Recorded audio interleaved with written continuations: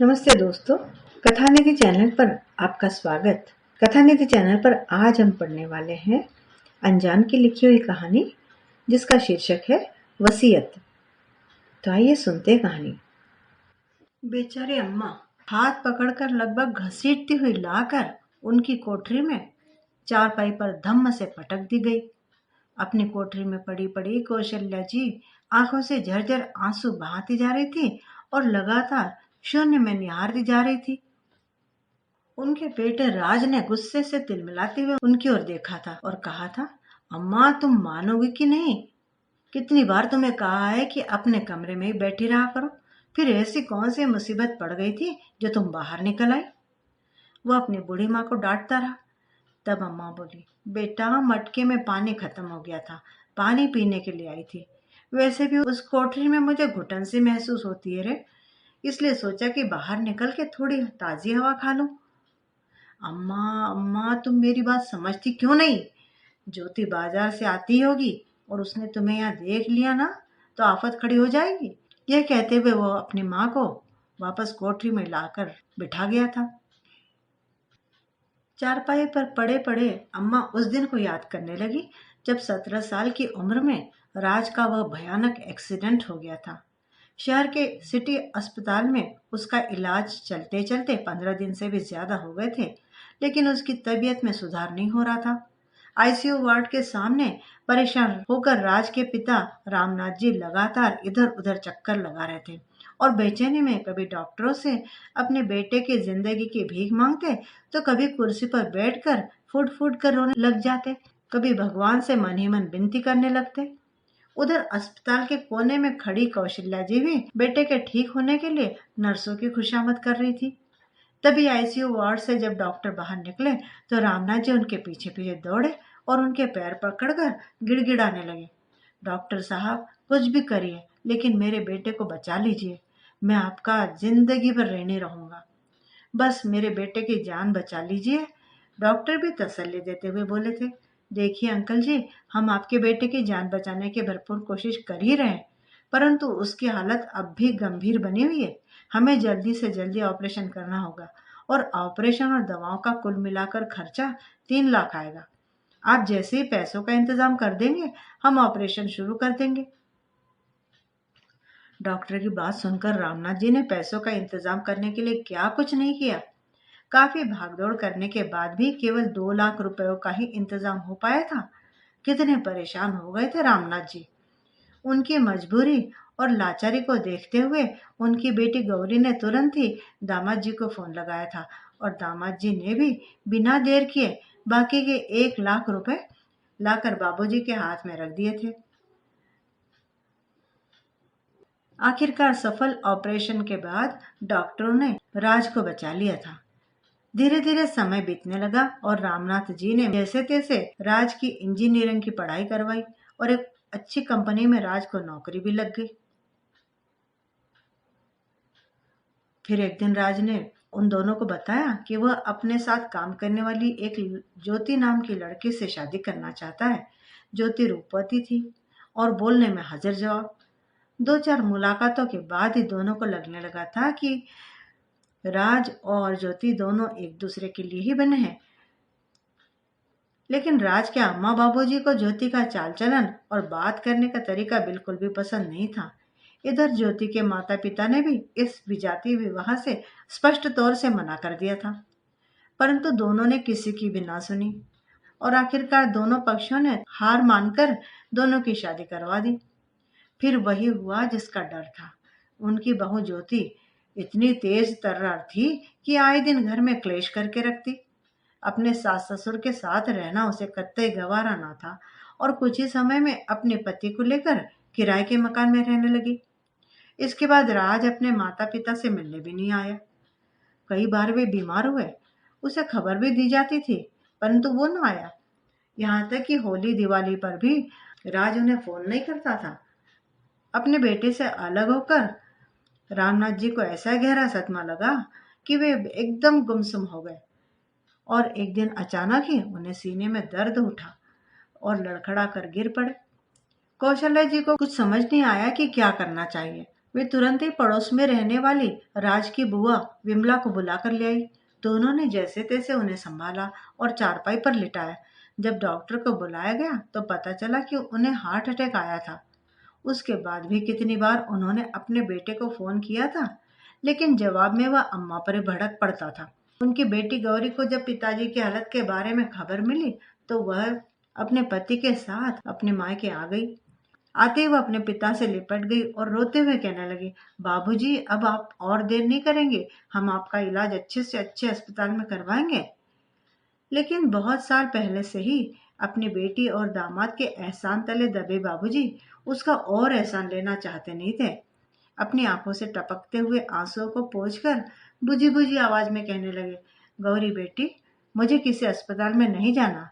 तू आ गई है, तुझसे मैं मिल लिया, अब मैं बहुत जल्दी ठीक भी हो जाऊंगा। गौरी ने अपने पिता की हालत में सुधार लाने के लिए दिन रात एक कर दिया। उन्हें समय पर दवा और खाना खिलाती, अक्सर पलंग पर बैठकर उनके पैर दबाया करती। जब भी बाबूजी उसे यह सब करने से मना करते थे तो हमेशा कहती, पिताजी जब हम छोटे थे तो क्या आप हमारे लिए यह सब नहीं करते थे? अब कर्तव्य निभाने का समय मेरा आया है तो मुझे रोकिए मत ना। बेटी से सेवा करवाते हुए बाबूजी ने उसे हाथ उठाकर आशीर्वाद दिया, लेकिन अचानक ही उनका हाथ निढाल होकर लटक गया। ये दृश्य देखते ही कौशल्या जी के पैरों तले से जमीन खिसक गई और गौरी अपने पिता के मृत शरीर पर सिर रखकर जोर जोर से रोने लगी। जीते जी जिस बेटे को मिलने के लिए भी रामनाथ जी तरस गए थे, वह बेटा अपने पिता के मृत शरीर को मुखाग्नि देने के लिए तुरंत हाजिर हो गया। लेकिन उसके चेहरे पर रंच मात्र भी पछतावा या दुख नजर नहीं आ रहा था। पिता के जाने का उसे कोई गम नहीं दिखाई दे रहा था। बेटा बहू लोकाचार निभाकर वापस अपने घर को चले गए। कौशल्या जी अपने पति की मौत के सदमे से दिनों दिन कमजोर होती जा रही थी। कहने को तो उन्हें कोई बड़ी बीमारी थी नहीं, लेकिन जब मन ही बीमार हो तो तन कैसे अच्छे महसूस करेगा। पति की पेंशन से ही वो रोजी रोटी और दवा का खर्च निकाल लेती थी। बरामदे में ही सारा दिन अकेले पड़े रहती थी और अपने कपकपाते हाथों से जैसे तैसे 2 वक्त की रोटी बना लिया करती। उधर गौरी अपनी माँ का हालचाल जानने के लिए अक्सर आ जाती थी। कुछ दिन अपनी माँ के साथ रह लिया करती थी, लेकिन अब बहू और बेटे को यह डर सताने लगा कि कहीं माँ बाबूजी के इस घर पर उसकी बहन और जीजाजी का ही कब्जा ना हो जाए। इसलिए राज अपनी पत्नी के साथ अपना सारा सामान लेकर वापस अपने पुश्तैनी घर पर आ गया। बहाना यह बनाया कि पिताजी के जाने के बाद अब हम अम्मा को अकेले नहीं छोड़ सकते, उनकी साथ संभाल करेंगे। बेचारी भोली भाली कौशल्या जी तो इसी बात को सच मानकर मन ही मन भगवान का धन्यवाद कर रही थी कि चलो देर से सही बेटे को सद्बुद्धि तो आई। लेकिन अपने बेटे और बहू के मंसूबे तो उन्हें मालूम ही ना थे। कुछ ही दिनों में उनकी बहू ज्योति ने पूरे घर पर अपना अधिकार कर लिया और अम्मा का सामान एक छोटी सी कोठरी में पहुंचा दिया। जब उनकी बेटी गौरी ने इस बात पर एतराज जताया तो उसे भी राज और ज्योति ने मायके में आवश्यकता से अधिक दखल देने का आरोप लगाकर खूब खरी खोटी सुनाई और घर से चलता कर दिया। बेचारी कौशल्या जी इस हालत में नहीं थी कि अपने बेटे बहू का विरोध कर सके। जब सर्दियों का समय आया तो हाड़ कंपा देने वाली ठंड पड़ने लगी, जिससे कौशल्या जी और भी ज्यादा बीमार रहने लगी। लेकिन उनके बेटे बहू ने उनके इलाज पर एक भी पैसा खर्च करना जरूरी नहीं समझा। इस वजह से उनका रोग बढ़ता ही गया। एक दिन जब विमला जी उनका हालचाल जानने के लिए घर आई तो अपनी भाभी कौशल्या जी की ऐसी हालत देखकर दंग रह गए। राज और ज्योति अम्मा की चारपाई के पास नीचे ही बैठ गए और कहने लगे, बड़ी मुश्किल में है अम्मा, जान अटकी है, समझ में नहीं आता कि क्या करे। कहते कहते राज का गला भर आया। इस पर ज्योति बोली, सच में अम्मा का दुख अब देखा नहीं जाता, इससे तो बेहतर है कि उन्हें छुटकारा ही मिल जाए। राज और ज्योति की बात सुनकर विमला जी गुस्सा हो गई। बोली, अरे अपनी अम्मा के मरने की बात कर रहे हो तुम दोनों? यह नहीं कि किसी अच्छे से डॉक्टर को दिखाओ। अपनी बुआ की बात सुनकर राज सकपका गया और ज्योति नाक भौं सिकोड़ने लगी। लेकिन विमला बुआ ने अपनी कमर कस ली अपनी भाभी की देखभाल करने के लिए और जल्दी से जाकर वह एक अच्छे डॉक्टर को बुला कर ले आई। इलाज पाकर कौशल्या जी की हालत में सुधार आने लगा और वह काफी हद तक ठीक भी हो गई। अपने अतीत में झांकती हुई कौशल्या जी का एकाएक अपनी यादों से बाहर आ गई जब उन्हें विमला ने आवाज लगाई, कौशल्या भाभी, खिचड़ी बना कर लाई हूँ, खा लीजिए, उसके बाद दवाई भी तो लेनी है। ना दीदी, भूख ना है मुझे, उन्होंने उदासी के साथ कहा। अरे भाभी, कुछ खाओगी नहीं तो दवाई कैसे लोगी, और दवाई नहीं लोगी तो ठीक कैसे होगी, वह बड़े प्यार से बोली कौशल्या जी से। क्या करना है दीदी, ठीक होकर भी, वैसे भी तन का रोग तो दवाई से ठीक हो सकता है, लेकिन अपने मन का क्या करूं, मन ही बीमार है तो मैं कैसे ठीक रह सकती हूँ। एक बात कहूँ भाभी, यह बात दिमाग में तो आप कितनी बार आई, लेकिन तुम्हारे सामने बोल न सके, विमला ने बोला। क्या दीदी, आपकी बात का भी मैं कभी बुरा मान सकती हूँ? आपने जो भी मेरे लिए किया है शायद ही कोई किसी के लिए करता होगा। भाभी, तुम्हें तुम्हारे बेटे बहू ने इस छोटी सी कोठरी में पटक दिया और तुम चुपचाप यहाँ आ गई। वे कई दिनों तक तो यहाँ झांकते भी नहीं। तुम्हारी बहू ज्योति तो अपने बच्चों को भी दादी के पास नहीं आने देती। बीमारी होने पर तुम्हारा इलाज तक नहीं करवा रहे दोनों। ऐसा बुरा व्यवहार करते हैं जो कोई अपने दुश्मन के साथ भी ना करे। फिर भी आप उन्हें कुछ भी नहीं कहती, क्यों? भैया इतने बीमार रह गए थे, क्या मजाल तुम्हारा बेटा और बहू उनका हालचाल जानने भी आए थे, लेकिन उनके जाते ही मकान पर कब्जा करके बैठ गए।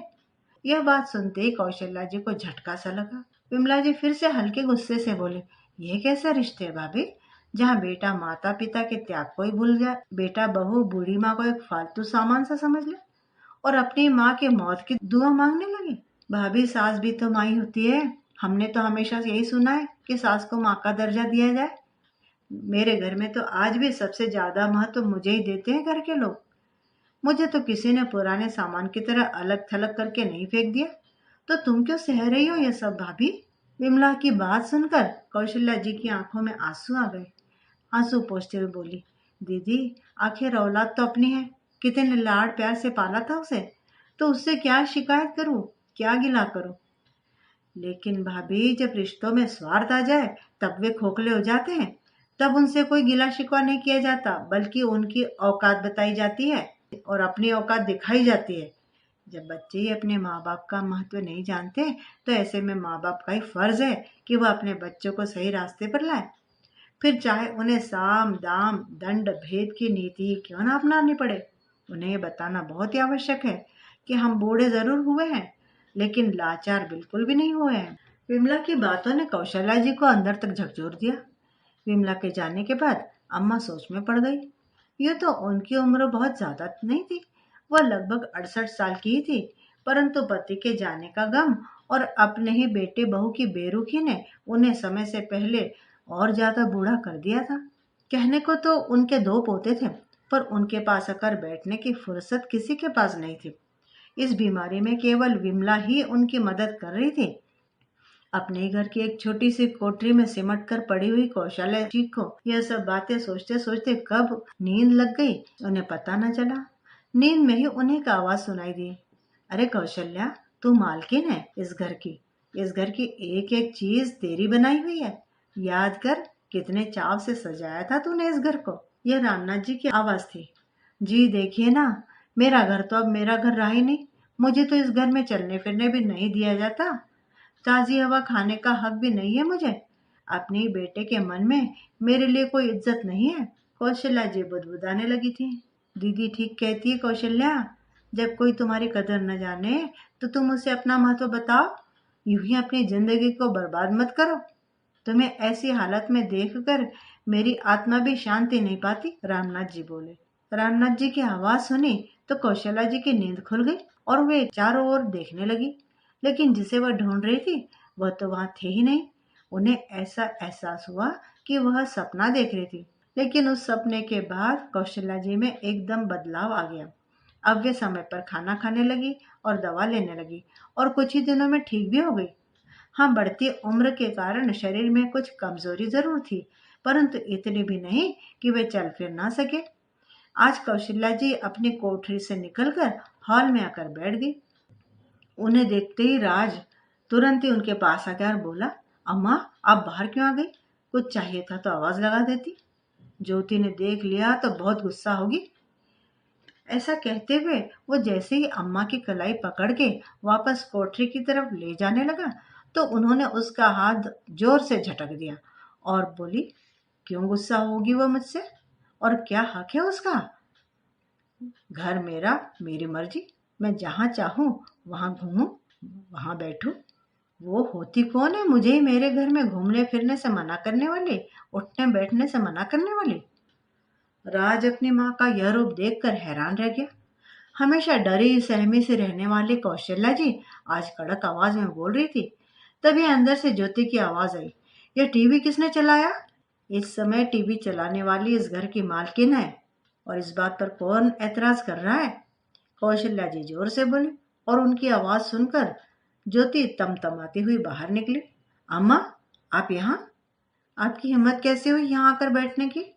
थोड़ी देर में मेरी किटी पार्टी की सहेलियां घर में आने वाली हैं। आप चुपचाप जाकर अपने कमरे में बैठ जाइए। बिल्कुल नहीं, आज मेरा मन टीवी देखने का है, इसलिए आज मैं पूरा दिन टीवी देखूंगी। आज पूरा दिन टीवी चलेगा। तुम अपनी सहेलियों को कर दो मना। कहते हुए कौशल्या जी आरामदायक मुद्रा में सोफे पर बैठ गई।